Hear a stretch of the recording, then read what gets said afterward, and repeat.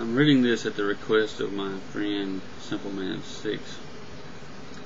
It's a short story I wrote quite a few years ago called Moist Heaven. And here it is. The night was moist. Horror was common. Stupors were a thing of the past. Love was hard to live with, and without for that matter.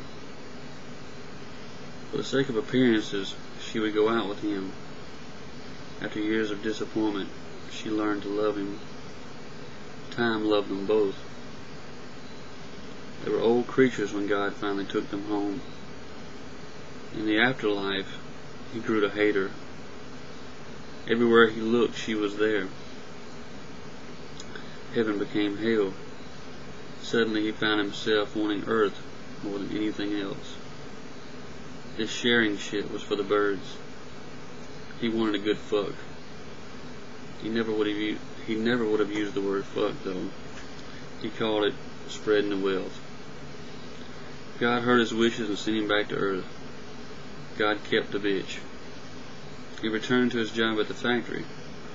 People asked him where he'd been. Everything was fine for a while. One night while he was sleeping, he received a fax letter. It was from the bitch. She said God had been taking good care of her. She also mentioned that she missed him. He faxed the letter back saying that he was doing everything he could to forget her. He received another fax. This one was covered with tears and otherwise blank. He jerked off on a sheet of paper and faxed it to her. He received no response. That morning he woke up, took a bath, and went to work.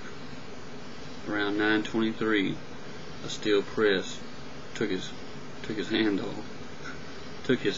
off. And he bled to death on the scene. He left this world again. He woke up as a cockroach. He awoke as a cockroach. Cockroaches he didn't know were crowded around him. He was on his back looking up at them. They were chanting a name, his name. Bill Monsoon. Or was it Bill Manson? He wasn't sure. Regardless, they repeated the name over and over again. His vision had been doubled, even tripled. Now it's singled. Only one cockroach remained, and Bill recognized him. "Sammy!" he cried out with a smile. Sammy looked relieved. Sammy said, "I was worried about you. Thought you'd got hold of some of that boric acid or something."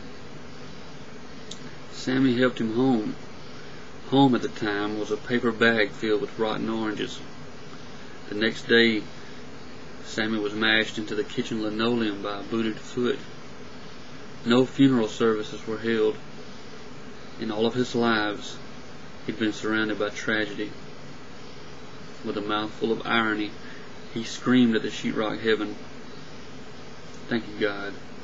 May I have another?" A snicker came down on top of him.